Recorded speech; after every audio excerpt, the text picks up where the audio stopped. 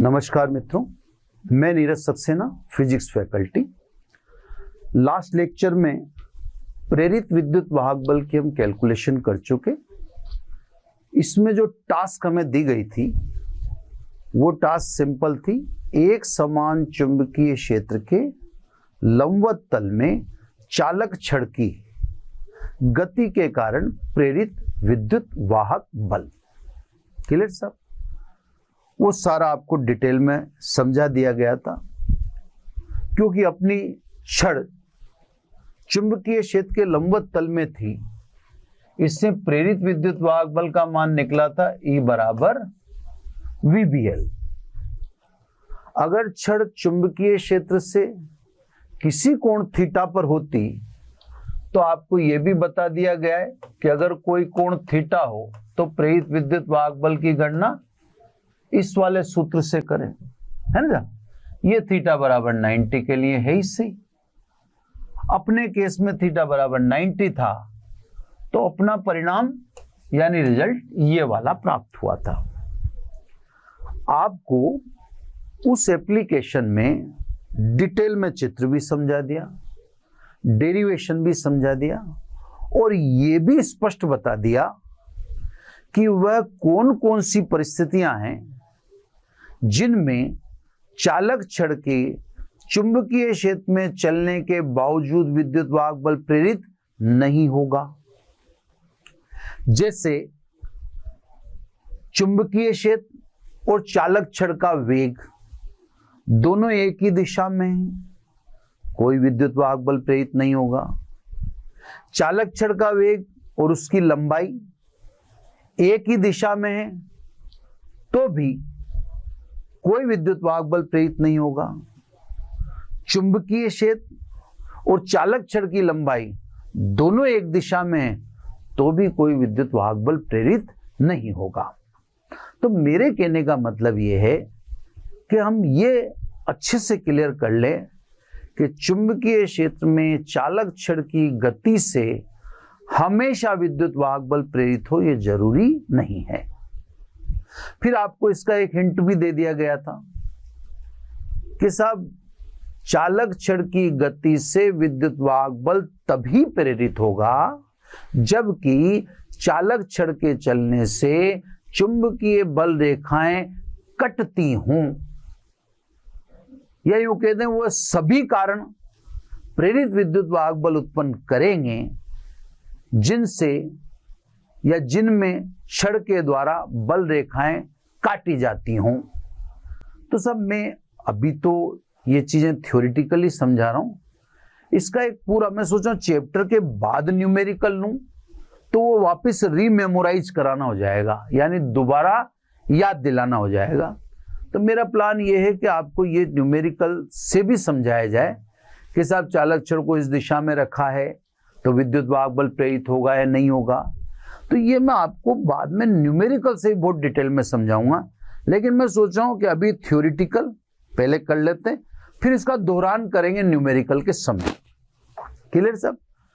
दूसरी बात मैं आपको पहले वाले लेक्चर में यह भी बता चुका हूं कि प्रेरित विद्युत वाहक बल और प्रेरित धारा सदैव आरोपित विद्युत वाहक बल और आरोपित धारा का विरोध करते हैं। इनमें माइनस होने का एक ये भी तरीका समझ सकते हो आप कि यह आरोपित का सदैव विरोध करते हैं, है ना साहब। हालांकि मैंने ये बता ही दिया कि माइनस लेंज के नियम के कारण लगाए, क्योंकि लेंज ने स्पष्ट किया कि विद्युत चुंबकीय प्रेरण की सभी घटनाओं में प्रेरित विद्युत वाहक बल सदैव उस कारण का विरोध करता है जिससे स्वयं उसकी उत्पत्ति हुई। इससे हमने प्रेरित विद्युत वाहक बल के सूत्र में माइनस चिन्ह लिया हुआ है। आप न भी लें, आप माइनस लगाना भूल भी जाते हैं न्यूमेरिकली तो कोई प्रॉब्लम नहीं है, ठीक है साहब, है ना। तो साहब प्रेरित विद्युत वाहक बल की टास्क अपन कर रहे हैं, एक अपन ने कंसीडर कर ली। एक चीज और बता दूं पहले मैंने ये भी आपको बता दिया कि धारा विद्युत वाहक बल के सूत्र वही रहेंगे जो आपके धारा विद्युत की में थे। बस धारा के सूत्र में यहाँ प्रेरित धारा एडजस्ट कर दी जाएगी और विद्युत वाहक बल के सूत्र में यहाँ प्रेरित विद्युत वाहक बल एडजस्ट कर दिया जाएगा, जैसा इस टॉपिक में किया था। अब सब बात समझे, लास्ट है ना। मैंने आपसे कहा था कि इसका चित्र जो आपने ढंग से देख ही लिया था, और इस सूत्र जो आपके सामने मैंने लिख ही दिया, इसका यूज करके हम आगे वाली कुछ और एप्लीकेशन कर सकते हैं।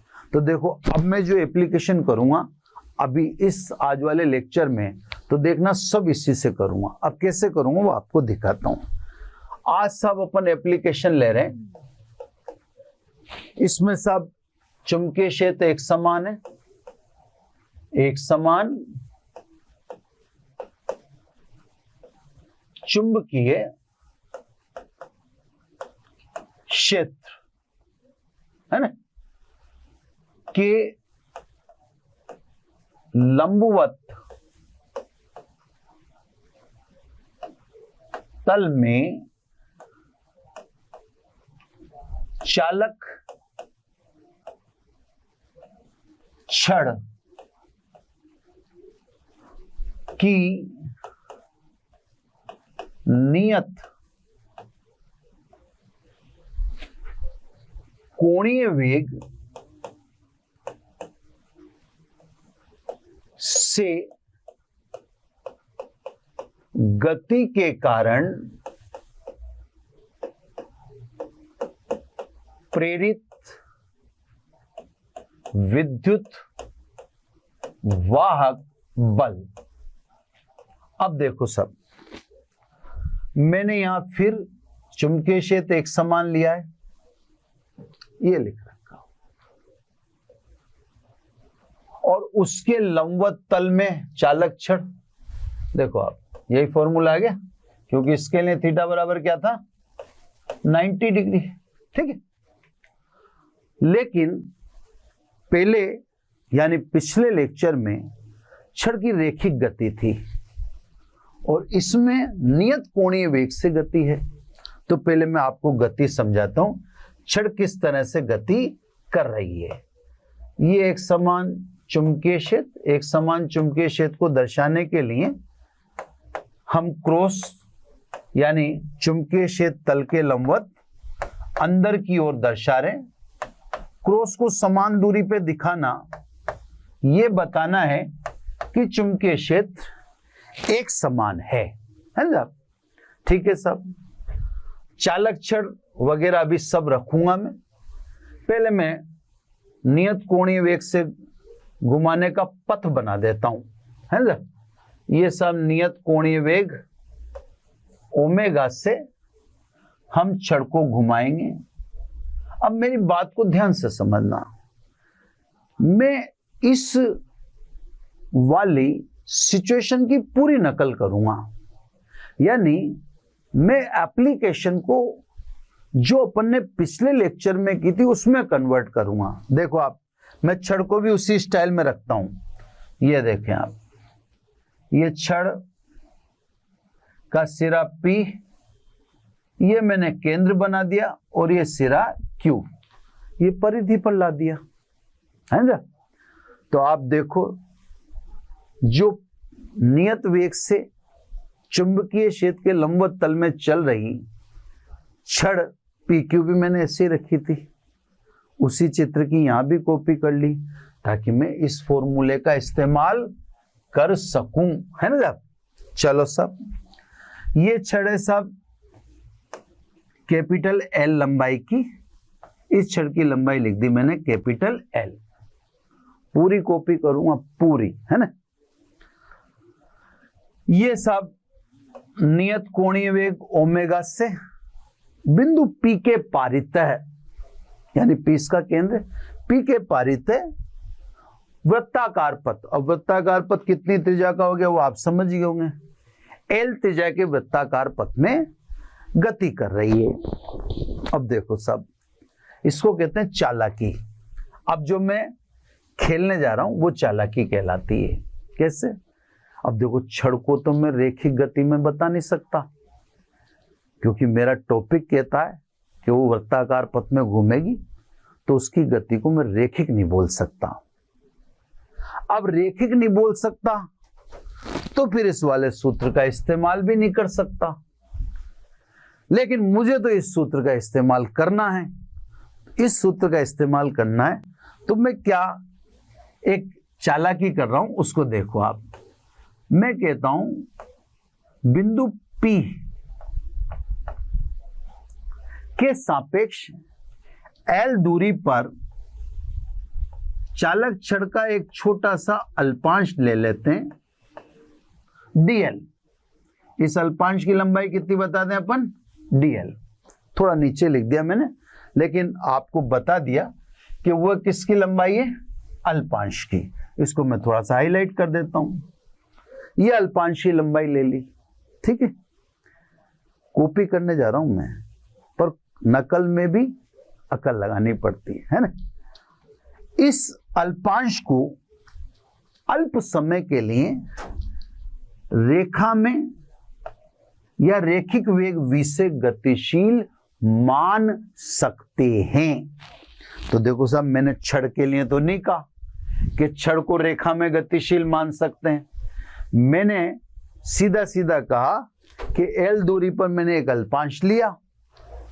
इस अल्पांश dl को अल्प समय में या थोड़े समय में मैं एक सरल रेखा में रैखिक वेग v से गतिशील मान सकता हूं। इसका मतलब यह हुआ कि पिछले टॉपिक की पूरी छड़ और इस टॉपिक में ये अल्पांश दोनों सेम है। मैंने अल्पांश को किसके समतुल्य ले जाकर रख दिया, छड़ के समतुल्य। यहां पूरी छड़ के लिए कहीं कहा ही नहीं जा सकता था, क्योंकि आप कोणीय वेग लिख रहे हो और यहां भी दिखा रहे हो, है ना। तो पूरी छड़ के लिए तो कैसे कह दोगे कि रेखा में गतिशील है। इससे हमने पिछले टॉपिक वाले सूत्र को उपयोग में लेने हेतु सीधा सीधा कहा कि साहब हम L दूरी पर एक छोटा सा अल्पांश लेते हैं जिसको अल्प समय में रैखिक वेग v से गतिशील मान सकते हैं। तो इस अल्पांश के सिरों पर प्रेरित विद्युत वाहक बल किससे बता दें, E बराबर VB/L से। तो अल्पांश के सिरों पर प्रेरित विद्युत वाहक बल, है ना। शॉर्ट में लिख देता हूं, अल्पांश के सिरों पर प्रेरित विद्युत वाहक बल, है ना, किससे, E बराबर VB/L से। अपने थीटा बराबर 90 डिग्री। अब पहले मैं रुक जाता हूं। देखो मैंने आपसे क्या कहा कि पिछले टॉपिक की नकल करने के लिए पिछले टॉपिक जैसा ही चित्र बनाना पड़ा, सब कुछ वैसा ही। पिछले टॉपिक में भी इधर ही चल रही थी छड़, देखो इसमें भी ओमेगा इधर ही दिखाना पड़ा ताकि मैं टुकड़े को इधर ही कर, सब चीज वैसी की वैसी है। बस ये अंतर है कि पिछले टॉपिक में पूरा छड़ और इस टॉपिक में अल्पांश दोनों एक जगह खड़े हैं ना। तभी तो मैं अल्पांश के सिरों पर प्रेरित विद्युत वाहक बल उससे निकालूं। तो जब आप उस सूत्र का इस्तेमाल करोगे तो चित्र भी, दिशाएं भी, सब कुछ कॉपी होनी चाहिए। वो हो इसीलिए देखो केंद्र P से L दूरी पर छोटा सा अल्पांश चुना जानबूझकर, है ना। तो सब अल्पांश के सिरों पर प्रेरित विद्युत वाहक बल DE बराबर, फॉर्मूला उठा लो, VB/dl। ये लो सर, आगे ऐसा कैसे यूज, है ना। अब क्योंकि V बराबर R ओमेगा, R की जगह क्या लूं, L, तो V is equal to L omega. V की जगह रख दो मान। इसलिए अल्पांश के सिरों पर प्रेरित विद्युत वाहक बल तो ओमेगा B/L/dl, है ना। ये मैंने V की जगह रख दिया, अरेंज कर दिया थोड़ा सा, ओमेगा B, ये B ही सही अपनी जगह पर, ओमेगा आई गया, LDL के साथ कर दिया, है ना। तो सभी अल्पांश के सिरों पर प्रेरित विद्युत वाहक बल निकाल दिया, क्लियर है ना। अब अतः छड़ के सिरों पर, या यूं कह दें छड़ के सिरों पर प्रेरित कुल विद्युत वाहक बल, है ना। तो अतः ये लो साहब, छड़ के सिरों पर कुल प्रेरित विद्युत वाहक बल। ये लो सब, इतनी सी मेहनत करनी पड़ती। समाकलन कर दो, ई ओमेगा की तो बाहर निकाल दो। छड़ कहां से कहां तक है? 0 से capital L, L D L. ये लो सब। तो अगर आप टेक्निक समझ रहे हो तो काम टेक्निक से करो, काम तुरंत होता है, आपके सामने दिख रहा है, क्लियर है ना? एल डी एल समाकलन करें तो ई ओमेगा बी, ये समाकलन हो गया साहब L square upon 2, 0 to capital L. Upper limit ही रखनी है, लोअर लिमिट तो 0 है, तो ई ये हाफ बाहर निकाल दो, ओमेगा बी बाहर है इससे, एल स्क्वायर की जगह अपर लिमिट रख दो। ये लो सब। तो आपको मैं थोड़ा सा याद दिलाता रहूंगा कि आपको कुछ करना नहीं है। आप पिछले एक टॉपिक को बहुत ध्यान से कंसंट्रेट होकर समझो, है ना?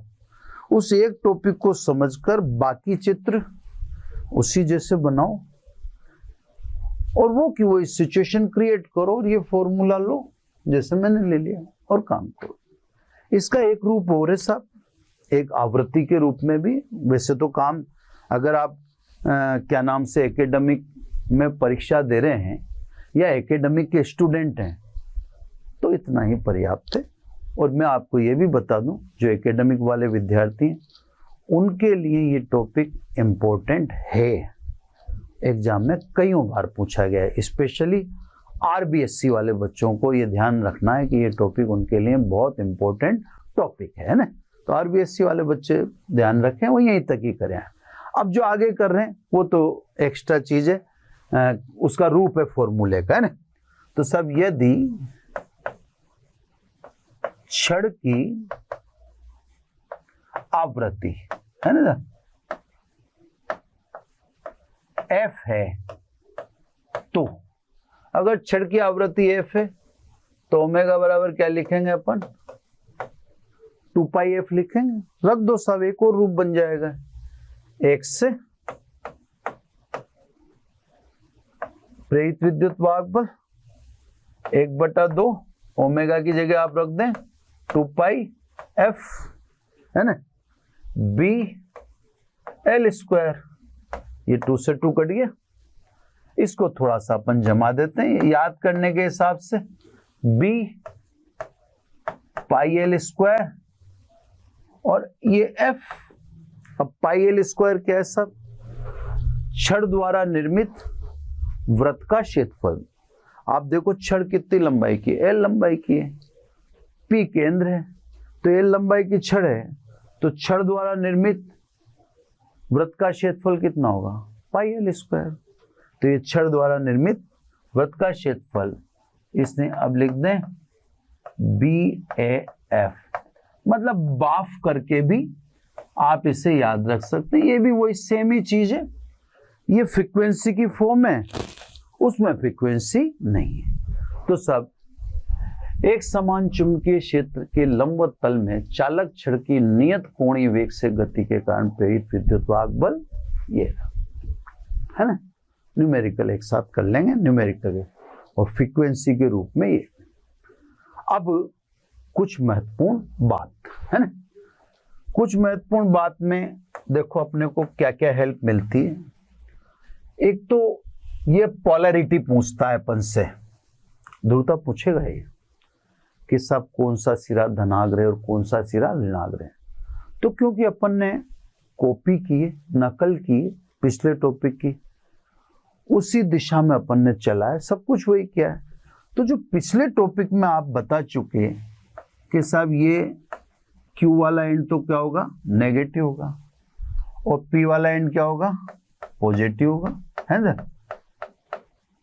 तो पोलैरिटी आपके पिछले टॉपिक से डिसाइड हो चुकी, और कैसे डिसाइड हुई वो पूरा बताया था आपको फ्लेमिंग के बाएं हाथ के नियम का इस्तेमाल करके। तो आप पोलैरिटी में बता सकते हैं कि परिधि पर ध्रुवता नेगेटिव होगी और P पर यानी केंद्र पर ध्रुवता पॉजिटिव होगी। ये अब दोबारा कोई देखने की या दोबारा मैंने आपको पहले की तरह जो मैंने उसमें समझाया था आपको वैसे समझाने की जरूरत ही नहीं पड़ी, क्योंकि सब कुछ कॉपी है तो पोलैरिटी भी सेम है से। तो एक ये फायदा होता है उस नकल का कि पोलैरिटी के बारे में सोचने की जरूरत पड़ती ही नहीं। दूसरी इंपॉर्टेंट बात यह है कि मान लीजिए आप इस छड़ को केंद्र के पारितय घुमाते है ना, ये आपका P सिरा, ये Q सिरा। अब आपसे अगर कोई पूछ ले कि आप छड़ को ऐसे केंद्र के पारितय घुमाएं, जैसे इस तरह से घुमाएं, तो क्या होगा? तो साहब यदि छड़ को उसके केंद्र के पारितय नियत कोणीय वेग से घुमाया जावे तो विपरीत और प्रेरित विद्युत वाहक बल का मान समान लेकिन दिशा विपरीत होगी, है ना। प्रेरित विद्युत वाहक बल का मान समान होगा PO और OQ। तो अगर केंद्र के पारितय छड़ को घुमाएंगे तो प्रेरित विद्युत वाहक बल दोनों ओर समान होगा लेकिन दिशा विपरीत होगी, फलस्वरूप परिणामी विद्युत वाहक बल 0 होगा। तो आप ध्यान रखें कि अगर एक सिरे के पारितय घुमाते हैं तो प्रेरित विद्युत वाहक बल कितना है वो अपन कैलकुलेट कर चुके। E बराबर half omega BL square, clear. और यदि अपन केंद्र के पारितय घुमाएंगे तो प्रेरित विद्युत वाहक बल E बराबर 0, क्लियर। तो ये दूसरी एप्लीकेशन कंप्लीट होती है। अब तीसरी एप्लीकेशन इसकी कॉपी हो जाएगी। अब इस वाले फॉर्मूले का इस्तेमाल करके तीसरी एप्लीकेशन कर देंगे। तो मेरे कहने का मतलब ये है कि इस चैप्टर में अगर इस तरह से चलोगे आप तो आपको ये चैप्टर याद भी होगा और आप इस चैप्टर में गेन भी कर पाएंगे, है ना। मतलब ये चैप्टर आपके लिए बर्डन नहीं होगा, आपको समझ जल्दी आ जाएगा। देखो आप अब अगली एप्लीकेशन लेता हूं मैं। अगली एप्लीकेशन में वही एक समान चुंबकीय क्षेत्र के लंबवत तल में चालक छड़ के बजाय अब अपन ले लेंगे चालक चकती थाली, है ना। अभी तक तो अपन छड़ ले रहे, छड़ के कारण प्रेरित विद्युत वाहक बल आ चुका। अब इसी का यूज करके अभी 2 मिनट में मैं अगली एप्लीकेशन भी कंप्लीट कर दूंगा। वो मैंने समझा तो दिया आपको। अब मैं एक समान चुंबकीय क्षेत्र के लंबवत तल में चालक चकती की नियत कोणीय वेग से गति के कारण प्रेरित विद्युत वाहक बल ये पढ़ाने जा रहा हूं, है ना। तो देखना अब इसकी कॉपी करता हूं, इस सूत्र को मैं अगले पेज पर लिख लेता हूं। बाकी जो भी संबंधित बातें मैंने इसमें समझा दी है ना। चलो सब, तो चालक छड़ की नियत कोणीय वेग से गति के कारण प्रेरित विद्युत वाहक बल हाफ ओमेगा BL स्क्वायर। चलो इसको फॉर्मूले पर लिख लें, पेज चेंज नहीं करना पड़ेगा मुझे बार बार। अब पहले एप्लीकेशन तो लिखनी पड़ती है, तो एप्लीकेशन लिख दूं, लंबी चौड़ी होगी तो यहीं से लिखना चालू कर देता हूं। एक समान चुंबकीय क्षेत्र के लंबवत तल में चालक चकती थाली, है ना, आपको समझाया। चालक चकती की नियत कोणीय वेग से गति के कारण प्रेरित विद्युत वाहक बल, ठीक है साहब। अब साहब चकती है, वही चुंबकीय क्षेत्र के लंबवत तल में है। चुंबकीय क्षेत्र एक समान ले रहे हैं, है ना। कोणीय वेग पहले की तरह नियत है। अब ज्यादा समय नहीं लगेगा, सब सोच रहा हूं छोटा सा चित्र बना के ही बात क्लियर कर दी जाए, तो ठीक है, क्योंकि डेरिवेशन ज्यादा लंबाई में लेने की कोई इसमें आवश्यकता नहीं है। तो पहले तो मैं आपको पथ बना दूं, फिर सारी बात समझ लेंगे। पथ पूरा वृत्ताकार बनेगा जब मजा आएगा ना। तो पथ वृत्ताकार नहीं दिखा था मुझे, मैं दोबारा, देखो व्रत बनाने में कितनी, ऐसा ही नहीं बनता व्रत, नहीं हो। चलो अब व्रत मान लो, है ना। अब देखो सब, अब आप चकती ले लिए, थाली है, इसको थाली दिखाने के लिए हम इस तरह से कोई लगा देते हैं, इसमें ये चिन्ह है ना, ताकि आप समझ जाएं कि मटेरियल फुलफिल है ना। और इसकी रेडियस कैपिटल आर है, तो इसकी रेडियस दिखा देता हूं। ये सब केंद्र इसका, ये रेडियस दिखा दी, ये रेडियस कैपिटल आर। अब आप वही मानना साहब, चकती दिख नहीं रही होगी, है ना, PQ कर लो, कोई दिक्कत वाली बात नहीं है। तो ये साहब एल की जगह हो गया कैपिटल आर। PK पारित है, वही देखो, वही दिशा लूंगा मैं, नियत कोणीय वेग ओमेगा से चुंबकीय क्षेत्र कैपिटल B के लंबवत तल में ये चकती घूमने वाली बिंदु P के पारित है। ठीक है सर। अब देखो कैसा करिश्मा है, या यूं कह दें कितना छोटा सा आपको हिंट याद रखना है। छड़ के कारण आप चुंबकीय क्षेत्र निकाल चुके हो, E बराबर half omega B L square, और दूसरा इसका रूप अपन ने BF बाफ के रूप में भी देख लिया, आवृत्ति के फॉर्म में। अब ध्यान से समझो, काम उतना ही है ना। ये थाली है, इसमें मटेरियल है फुलफिल, तो सब इस थाली को केंद्र से परिधि के बीच अनेक छड़ों के रूप में या अनेक छड़ों द्वारा निर्मित मान लेते हैं। उन छड़ों का एक सिरा केंद्र P है और दूसरा सिरा Q परिधि है। तो मेरी बात को समझिए आप, एक बार और बोल देता हूं। चुंबकीय क्षेत्र के लंबवत तल में चालक चकती नियत कोणीय वेग ओमेगा से गति कर रही है। प्रेरित विद्युत वाहक बल की गणना के लिए हम इस चकती को AC अनेक छड़ों से मिलकर बना मान लेते हैं, जिनका एक सिरा केंद्र P और दूसरा सिरा परिधि Q पर हो। AC अनेक छड़ों से मिलकर AC एक छड़ आपको दिखा रखी है। इस एक छड़ की गति के कारण प्रेरित विद्युत वाहक बल, अभी एक छड़ की है ना, किससे निकाल दो, तो एक छड़ की गति के कारण प्रेरित विद्युत वाहक बल किससे, half omega B L square से, क्योंकि यहां पर L बराबर क्या है सब, थोड़ा टेढ़ा मेढ़ा लग रहा है ना, यहां पर L is equal to capital R, चालक छड़ की लंबाई किसके बराबर है, यहां पे त्रिज्या के बराबर।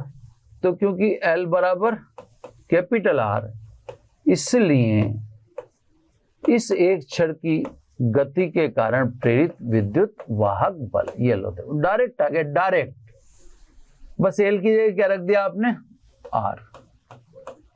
अब ध्यान से समझो आप, अब ऐसी सभी छड़ें जितनी भी आप कंसीडर कर रहे हो, है ना, ऐसी सभी छड़ें जिनका एक सिरा केंद्र P है और दूसरा सिरा परिधि Q है, ये सभी छड़ें समांतर क्रम में हैं और सभी के सिरों पर प्रेरित विद्युत वाहक बल E half omega B R square है।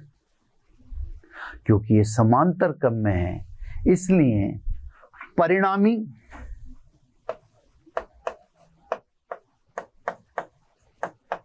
प्रेरित विद्युत वाहक बल E, परिणामी को अब रिजल्टेंट के दो और क्या, किसके बराबर होगा, क्यों होगा, क्योंकि समांतर क्रम में है, और आप जानते हैं समांतर क्रम में विभवांतर सदैव समान होता है। अतः आंसर भी आपका यही रहा। टोटल भी निकाल लो, मतलब रिजल्टेंट निकाल लो तो रिजल्टेंट यही रहेगा, सॉरी, है ना, half omega B L square, है ना। ये देखो हाफ ओमेगा बी, एल की जगह आर स्क्वायर।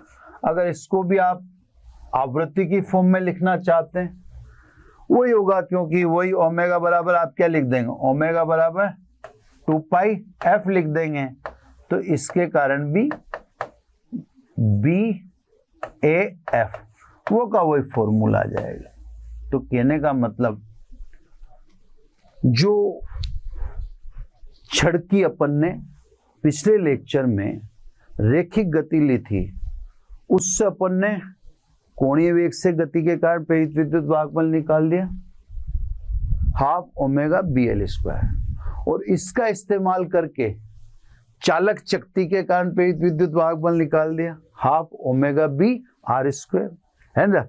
अब उस एक से लिंक करते अपन चल रहे हैं। तो ये दो एप्लीकेशन होगी। यहाँ पर वही पोलैरिटी अगर आपसे पूछें तो पोलैरिटी में क्लियर है आपका सीन कि परिधि नेगेटिव की तरह बिहेव करेगी और सेंटर का बिहेव पॉजिटिव की तरह होगा।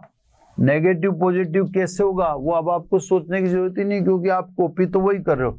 अभी भी देखो छड़ इसी दिशा में, तो अगर उसको क्षण भर के लिए देखें तो इसी दिशा में जाती दिख रही, तो वही उसी की कॉपी है। इसलिए पोलैरिटी तो वही जो हम शुरू से लिखते आ रहे हैं, जैसे अपन ने शुरू वाले चित्र में लिखी थी, है ना। अगली बात और लास्ट बात, आप देख रहे हैं प्रेरित विद्युत वाहक बल half omega B L R B R square. तो ये प्रेरित विद्युत वाहक बल में छड़ों की संख्या कहाँ आई?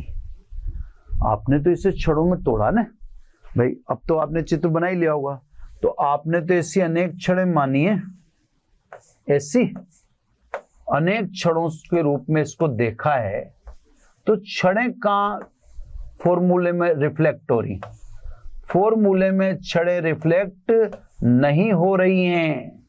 इसका मतलब प्रेरित विद्युत वाहक बल छड़ों की संख्या पर निर्भर नहीं करता है। तो कोई न्यूमेरिकल आए, क्या एक साइकिल का पहिया है उसमें 25 ताने हैं, वो चुंबकीय क्षेत्र के लंबवत तल में घूम रहा है, तो उसमें ये ध्यान रखना कि वो 25 ताने जो बोल रहा है उससे आपको कोई लेना देना नहीं, क्योंकि इसमें छड़ों की संख्या कहीं भी रिफ्लेक्ट नहीं हो रही है ना।